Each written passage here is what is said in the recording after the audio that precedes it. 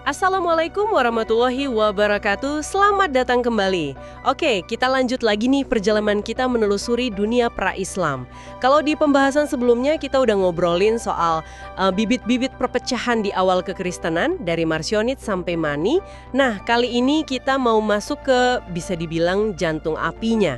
Kita akan lihat gimana perdebatan teologi yang kedengarannya super abstrak ternyata bisa beneran membakar kota dan menumpahkan darah. Betul. Tapi sebelum kita terjun lebih dalam, mungkin ada satu hal penting ya yang perlu kita sepakati bareng. Apa yang akan kita kaji ini kan pembahasan sejarah, murni berdasarkan sumber dan peristiwa pada masanya. Tujuannya untuk memahami, bukan untuk menghakimi, apalagi menyerang keyakinan siapapun. Tepat. Sangat mungkin nanti ada perspektif yang beda dengan keyakinan Anda, dan kami sangat menghormati itu. Jadi, mari kita sikapi ini dengan pikiran yang terbuka ya. Setuju banget. Ini penting karena sejarah kayak gini bisa sensitif. Tujuan kita kan memahami kenapa orang dulu berpikir dan bertindak begitu, bukan buat menyalahkan siapapun hari ini. Oke, mari kita mulai pembahasannya. Kita mulai dari pertengahan abad ketiga. Setelah Mani dihukum mati, ternyata gagasannya nggak ikut terkubur ya. Malah terus bermunculan gagasan-gagasan baru, salah satunya yang cukup bikin geger ini Sabellianisme. Apa sih yang mereka tawarkan sampai bisa bikin heboh gitu? Sabellianisme ini pada dasarnya mencoba menyederhanakan konsep ketuhanan yang saat itu lagi jadi perdebatan panas. Mereka bilang, Bapa, Anak, dan Roh Kudus itu bukan tiga pribadi yang berbeda. Bukan tiga? Terus gimana? Bayangkan saja seperti satu aktor yang main tiga peran beda. Jadi, Tuhan yang satu itu kadang memakai topeng Bapa, kadang topeng Anak. Oh, oke. Saya mulai ngerti. Jadi tiga manifestasi bukan tiga pribadi. Persis, tiga manifestasi dari satu Tuhan yang sama. Nah, Isa dalam pandangan ini adalah manifestasi Tuhan dalam wujud manusia. Sejarawan Edward Gibbon bahkan menyebut ini salah satu pendekatan Unitarian paling awal. Oke, idenya kedengeran lebih simpel. Tapi saya bisa bayangin ini pasti langsung memicu kekacauan kan?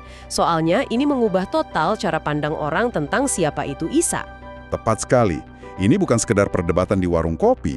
Ini tantangan intelektual yang, serius banget. Gagasan Sabellianisme ini kayak maksa para teolog gereja, tokoh sekelas Origen gitu, untuk merumuskan konsep ketuhanan mereka dengan lebih sistematis lagi. Jadi mereka harus bisa menjelaskan? Iya, mereka harus bisa menjelaskan gimana Tuhan itu satu, tapi kok punya relasi internal antara Bapa dan Anak. Ini tantangan besar pada masanya. Nah, di materi kita juga ada satu sudut pandang yang menurut saya cukup provokatif dari para sejarawan kritis. Mereka melihat perkembangan doktrin Trinitas ini bukan murni proses teologis, tapi ada semacam kompromi budaya. Maksudnya gimana tuh? Ini pertanyaan yang menarik banget. Coba bayangkan deh, gimana caranya Anda memperkenalkan ide satu Tuhan yang absolut ke sebuah masyarakat yang udah ribuan tahun terbiasa punya dewa untuk panen, dewa untuk perang, dewa cinta, macam-macam. Susah pastinya. Nah, menurut pandangan kritis ini, rumusan Trinitas secara praktis terasa lebih familiar buat mereka. Lebih mudah diterima gitu ya? Bisa dibilang begitu. Tapi prosesnya sama sekali nggak mulus. Justru upaya mencari satu rumusan yang pas ini malah melahirkan puluhan sekte Kristen yang sangat filosofis dan saling serang. Oke, dari sekian banyak pertentangan itu, tiba-tiba muncul satu orang di Alexandria, namanya Arius. Dia datang dengan gagasan yang jauh lebih radikal. Apa sih yang dia katakan sampai bisa menyebar kayak api gitu? Arius ini, kalau kita coba ikuti alur berpikirnya, logikanya sangat lurus. Dia bilang, Kristus itu adalah ciptaan Tuhan yang paling mulia, paling agung, tapi tetap saja, dia adalah ciptaan. Ciptaan? Berarti? Artinya, dia tidak sehakikat atau tidak terbuat dari substansi ilahi yang sama dengan Tuhan Bapa. Bagi Arius, ini satu-satunya cara menjaga keesaan Tuhan secara mutlak. Gak ada kompromi. Tuhan itu satu, Kristus makhluk yang paling utama, begitu ya? Persis. Dan gagasan ini karena simpul dan rasional, menyebar dengan sangat cepat dari Mesir, Afrika Utara, bahkan sampai Spanyol. Meskipun pengikutnya dianiaya habis-habisan. Tunggu sebentar, ini gila sih kalau dipikir-pikir. Di materi kita kan disebut, komunitas non-trinitarian ini nanti lebih mudah menerima Islam. Berarti perdebatan teologis di abad keempat ini punya efek domino sampai 300 tahun kemudian pas Islam datang. Nah, Anda menangkap poin krusialnya. Kedekatan teologis itu jadi faktor yang sangat penting.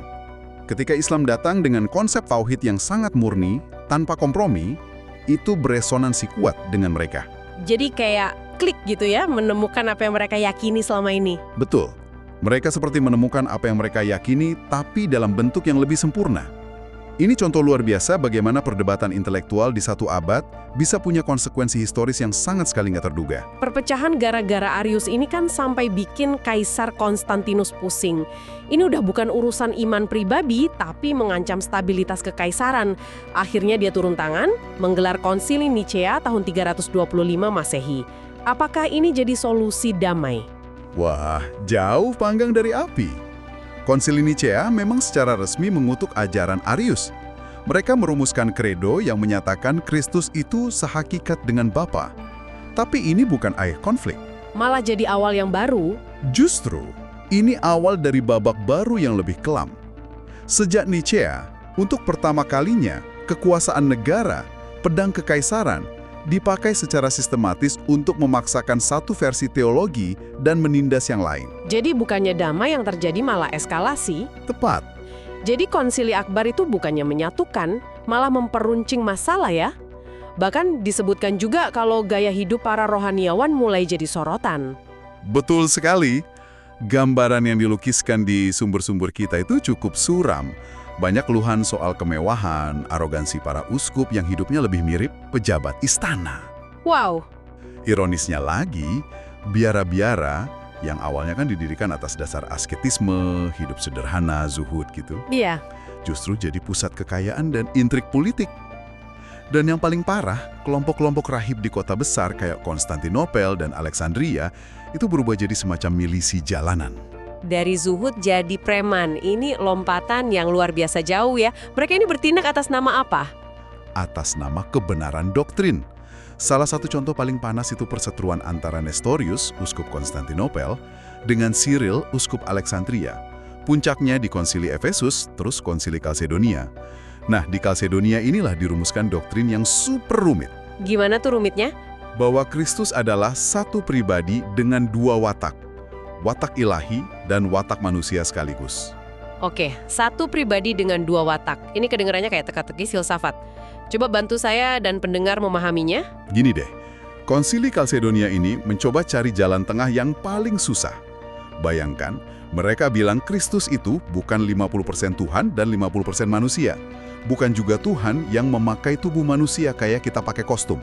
Terus? Tapi, dia adalah 100% Tuhan dan 100% manusia dalam satu pribadi yang sama, tanpa campur aduk dan tanpa terpisah.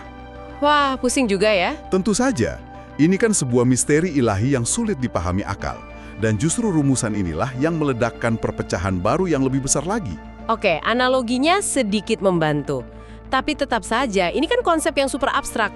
Kenapa orang mau bunuh-bunuhan soal beginian? Apa yang sebenarnya dipertaruhkan? Nah, itu dia pertanyaannya. Ini bukan soal siapa yang paling pintar berfilsafat. Jadi ini soal cara ibadah saya benar atau salah di mata Tuhan. Kalau saya salah paham hakikat Kristus, doa saya nggak sah dan saya bisa masuk neraka. Gitu kira-kira pola pikirnya. Tepat sekali. Taruhannya adalah surga dan neraka.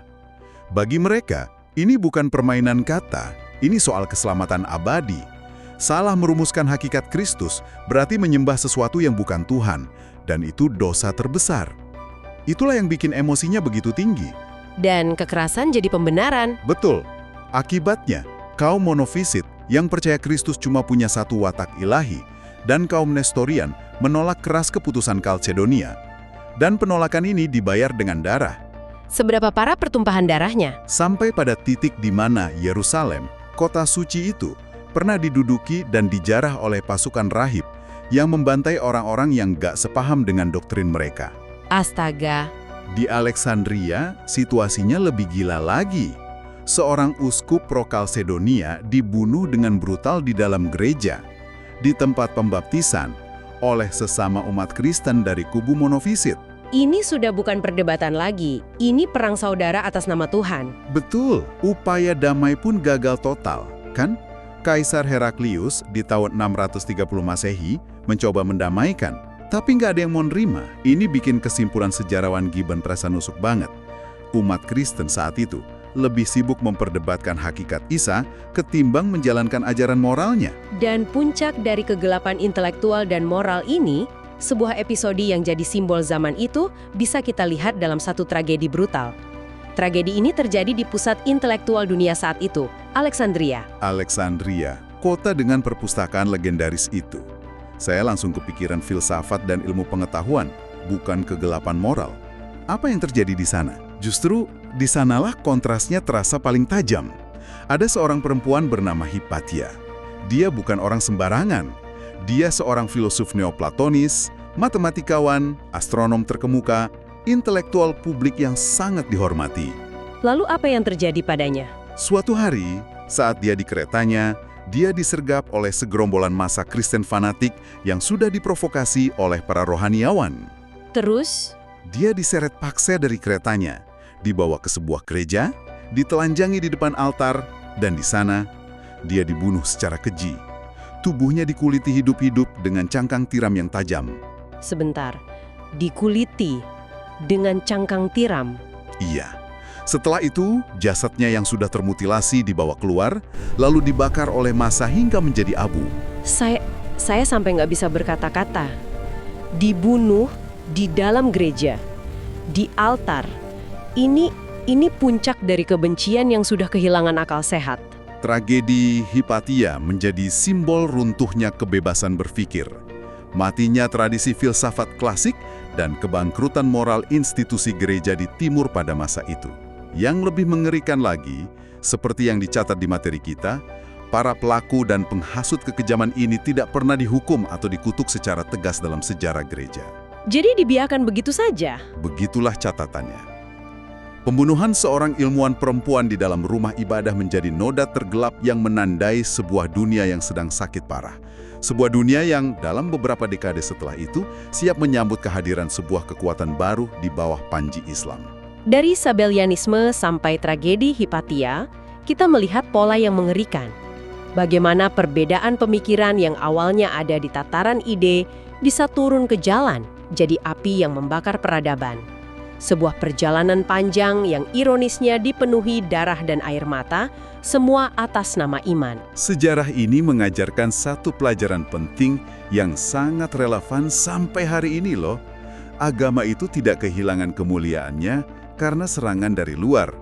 Ia kehilangan cahayanya ketika ajaran sucinya dikalahkan oleh ego manusia, oleh hasrat akan kekuasaan, dan oleh klaim kebenaran absolut yang merasa paling berhak atas Tuhan. Tepat. Ketika perbedaan disikapi dengan kebencian, nalar dibungkam, dan iman dipaksakan dengan pedang, ia justru bisa jadi sumber luka bagi kemanusiaan. Sebuah pengingat yang kuat, belajar dari sejarah bukan untuk menghakimi masa lalu, melainkan agar kita yang hidup hari ini tidak mengulangi kesalahan yang sama. Mari kita tetap rendah hati. Cukup sekian pembahasan kita yang cukup panas kali ini. Jika kajian ini menarik bagi Anda, mari bergabung dalam kebaikan dengan memberikan dukungan terbaik, klik like, share, dan subscribe, serta tinggalkan jejak pemikiran Anda di kolom komentar. Sampai jumpa di episode selanjutnya. Wassalamualaikum warahmatullahi wabarakatuh.